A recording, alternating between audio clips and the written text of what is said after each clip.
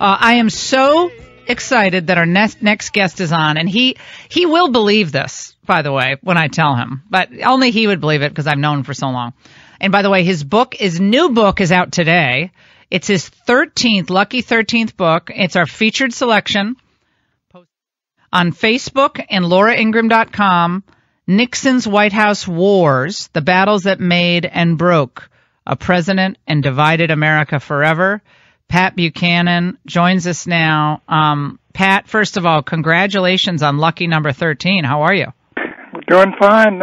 Laura, thanks very much for having me on. I know you'll believe this, but I'm working on a book myself, and it's due in like 3 weeks, so I'm freaking out. It's just, I don't know how I'm going to finish it, but I'm supposed to finish it by June 1st, 2nd.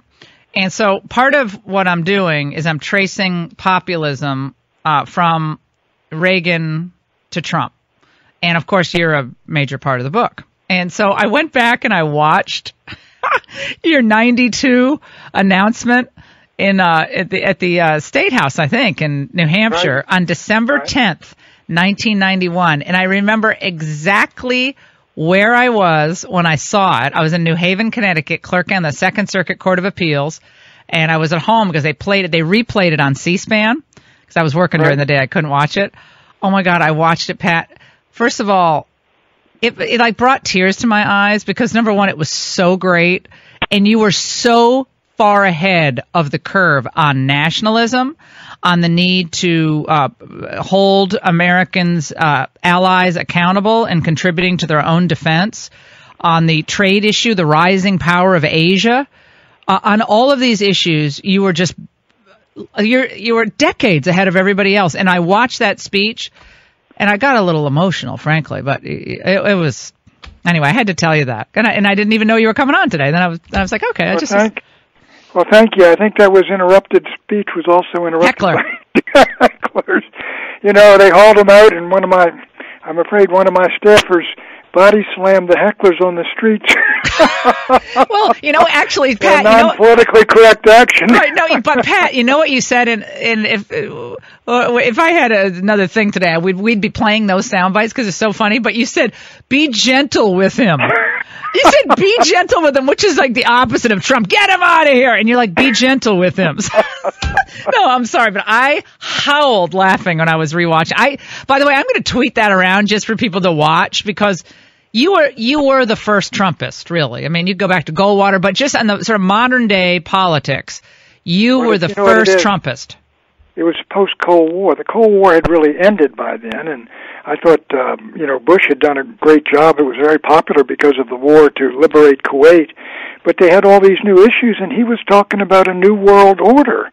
And we said, the Cold War's over. Let's look at our own country. We're being deindustrialized. Our manufacturing jobs have gone abroad.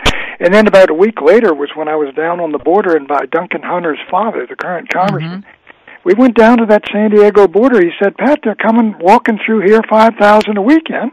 I said, "Well, let's build a Buchanan fence." Oh my gosh. We had all those. That's why I was so astounded when Trump ran his campaign. You kept hearing echoes, and people were writing me, "Hey, Pat," and then when he came out and used the phrase "America First," which was our slogan in 1992. I was exhilarated, and as you know, I supported Trump from the moment he came down the elevator. No, the long elevator ride that horrified all the right people, and but it was interesting though going back because from the America First. To the American greatness, to the concern about the global order swamping American sovereignty. Though, when you phrased it the way you phrased it and the way Trump, he did expand on it in his own way, made it more applicable maybe to the current time. You can see where that will conflict at times with conservatism, like the conservatives who believe that the free market just trumps everything, and if it means that a bunch of people in Ohio have to lose their jobs, it means that a bunch of people in Ohio have to lose their jobs. That's where the populists and the conservatives.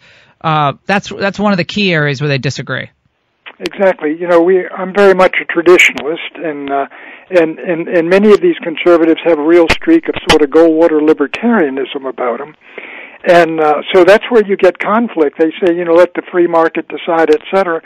And we're different. We're much more, rooted in history and what did Reagan use those phrases like neighborhood, community, country, work, all these, which were very much traditionalist as well as conservative. And in my view has always been that if you can get those together, like today, if you can get the economic nationalists, economic patriots, and border security people, and America First folks, and staying out of foreign wars, together with basic the conservatism of Ronald Reagan, and to a degree of Barry Goldwater, that's the combination that can win the country. Well, you pointed out in your book is about the White House wars, and I want to talk about what we can learn from what's happening today in the White House, what you went through in the Nixon White House.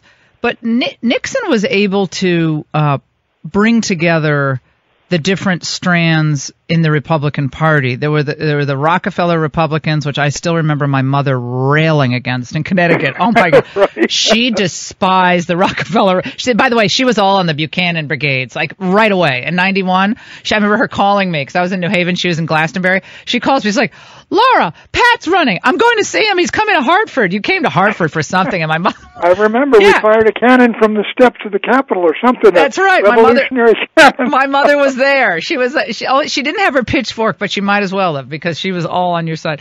Right. But Nixon was able to bring the different factions together, and he did appreciate I'll have you describe it for me. He appreciated the need, of course, and he was a strong anti-communist. He also understood the pull of the traditionalists, the populists, the social conservatives, even.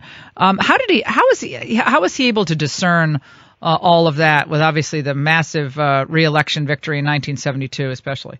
Well, you're right. Nixon he understood the new forces. In 1960, he had tried to cut a deal with Nelson Rockefeller, the infamous PAC of Fifth Avenue that blew up in Chicago. But by 67, 68, I was talking to him. I said, look, the new correlation of forces is you have Nixon Republicans who are centrist, solid Republicans, middle America, and you got Goldwater Republicans. We put these two together, and you got the nomination locked up. And then Nixon was very gracious to Rockefeller and Javits and them, so he put together the GOP. But that was only good for 43% in 68. What he did then was we worked on cutting off the Northern Catholic wing of the Republican Party, of the Democratic Party, and the Southern Protestant wing of the party. And so by continuing to work on that, we lost liberal Rockefeller Republicans, which your mother probably applauded, but we picked up these the largest components of the Democratic Party, to where Nixon then had the United Republican Party and these two huge slices of the Democratic Party, and we fortunately managed to get the right candidate against us, a candidate of the counterculture, George McGovern, and Nixon rolled up the greatest landslide in history. As we used to say, if we hadn't messed up that break-in, we would have won all 50 states instead of 49. What? Yeah, that ended up being a bit of a problem in the end. that was a bummer. Let's talk about the conflict from within in the West Wing. There's a lot in the news even today about, they call them the Democrats in the West Wing, or the globalists, the Jared Kushner, the Gary Cohn, Dina Powell, who are pushing the president to stay in the Paris Climate Accord, who pushed the president to not blow up NAFTA, but to renegotiate it, versus the traditionalists, the economic nationalists, the populists, Miller, Bannon,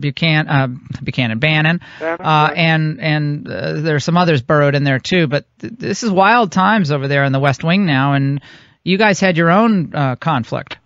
We did. We didn't basically. I was virtually the highest ranking, even though I was, only a special assistant. It was the third or fourth rank down.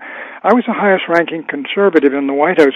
Basically, you had the technocrats, Ehrlichman and Haldeman. You had Moynihan, who was a liberal Democrat, came out of JFK, and you had Kissinger out of Rockefeller staff, and you had liberals like Mitt Romney's dad and others over at HEW and places like that, and Elliot Richardson and folks. And it came down to, Nixon, in essence, gave the liberal Republicans, he was a progressive Republican himself, EPA, and he would do these other things. But in terms of his political and issue strategy and public presentation, He went to war against the establishment with a great silent majority speech, unleashing Agnew, taking a tougher line on forced busing than the Democrats did, Supreme Court justices, appointing 2 Southerners, getting them torn to pieces and rejected. And doing each of these actions, they really, while the Republicans were split on them, so were the Democrats, who were twice as large a party. And as I wrote in one of those memos, look, at the end of this, we're going to get the larger half, which is exactly what happened. We're going to lose some Rockefeller folks, but these other folks are coming our way, and there's lots more of them. So but Nixon was a genius in that he was, I would say, he was a progressive Republican on domestic policy. Foreign policy, he was an internationalist, and he realized he had to end the war, and he was trying to split Russia and China, and that's what his real interest was. But in social policy and on issues like on right to life, I remember I got his authorization to send a letter to Cardinal Cook congratulating him on fighting Rockefeller's campaign against a referendum to repeal the ban on abortion, and was authorized to leak it, And so Nixon was willing to antagonize the left in a number of areas, but in other areas he would give them a great deal, and he managed this coalition, and it turned into 49 states, and Reagan resurrected it in 1984.